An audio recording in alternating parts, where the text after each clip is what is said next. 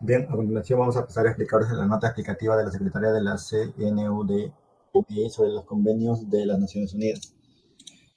Eh, Todo esto relacionado al transporte marítimo de mercancías del año 1978. Hamburgo. Bueno, primeramente en introducción nos mencionan sobre los antecedentes de las reglas de Hamburgo. El Convenio de las Naciones Unidas sobre Transporte Marítimo de Mercancías, conocida en sí como las reglas de Hamburgo, fue aprobada en el año 1978 para regular los derechos y obligaciones en el transporte marítimo. El enfoque principal al cual da las reglas de Hamburgo es a las responsabilidades del porteador en caso de pérdida, daño o retraso de las mercancías, para así establecer normas uniformes tanto para los cargadores y consignatarios en sí. Bueno, menciona antecedentes de las reglas de Hamburgo.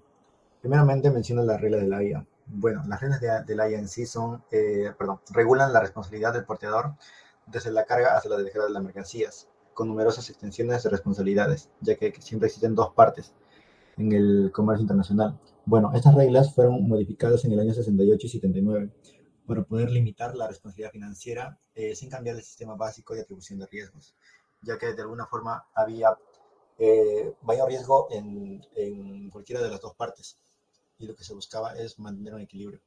Bueno, después encontramos el descontento con el sistema de las reglas de la Haya. Como lo mencioné anteriormente, las reglas de la Haya en sí favorecían más a los porteadores, ya que estas resultaban ser injustas para los cargadores y quedando así desfasadas con la evolución tecnológica, lo que impulsó la demanda de un sistema más justo y actualizado.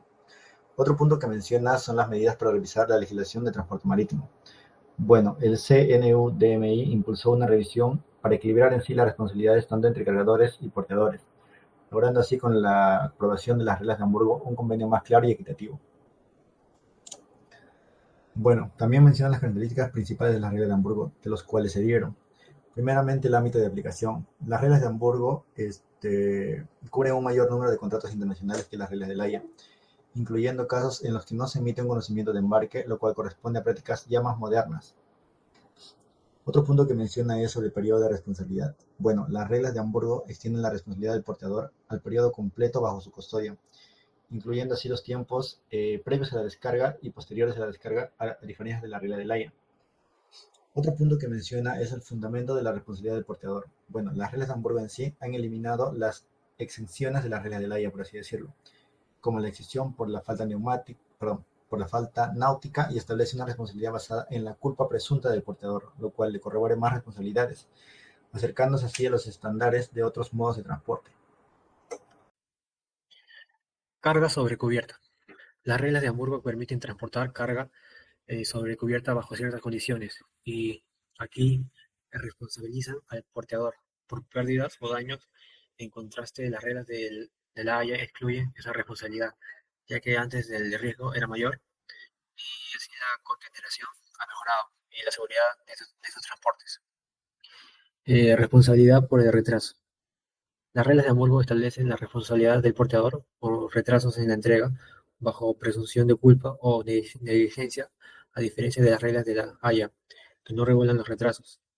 Esta modificación responde a la mayor precisión y seguridad en el transporte marítimo moderno, que permite cumplir mejor con los plazos de entrega esperados. Limitación de la responsabilidad financiera. Aquí las reglas de Hamburgo limitan la responsabilidad en caso de pérdida, daño o retraso de la carga. Este límite es de 835 unidades de cuenta por bulto o 2,5 unidades de cuenta por kilogramo, utilizando el derecho especial del giro del FMI como referencia. A diferencia de las reglas de la Haya, el sistema dual de Hamburgo se adapta a los límites según el tipo y peso de la carga. Derechos de los empleados y agentes del porteador. Aquí los empleados y los agentes del porteador pueden acogerse a los límites de responsabilidad si actúan en sus funciones. Pérdida del derecho a la limitación de la responsabilidad.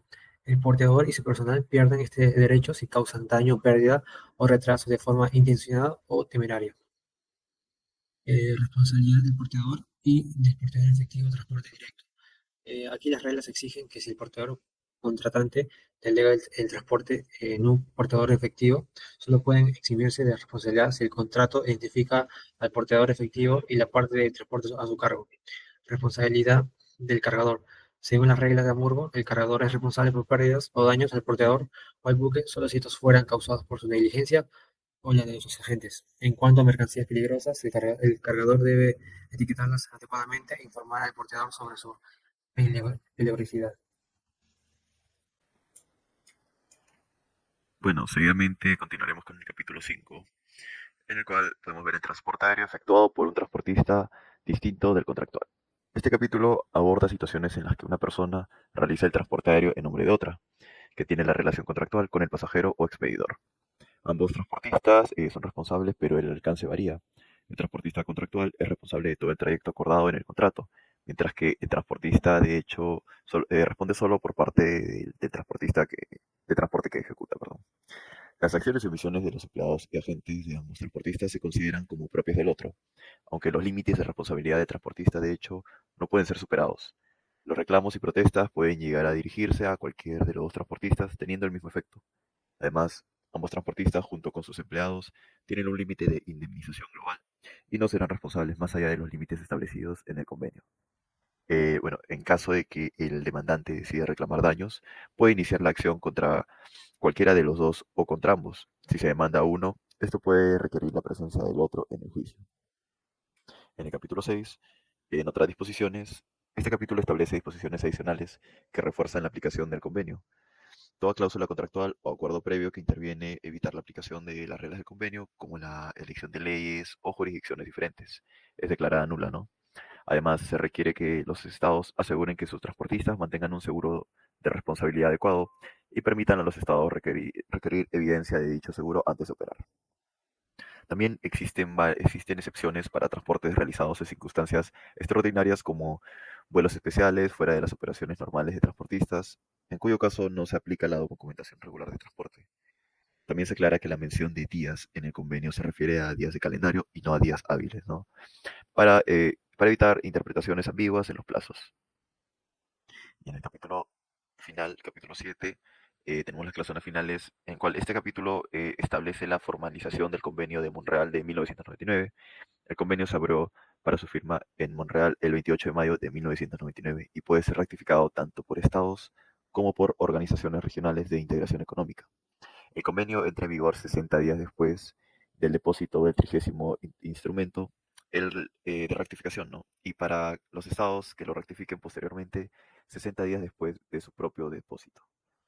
Este convenio prevalece sobre otros acuerdos previos en materia de transporte aéreo, como el Convenio de Varsovia y sus protocolos, en los estados que sean parte de ambos convenios.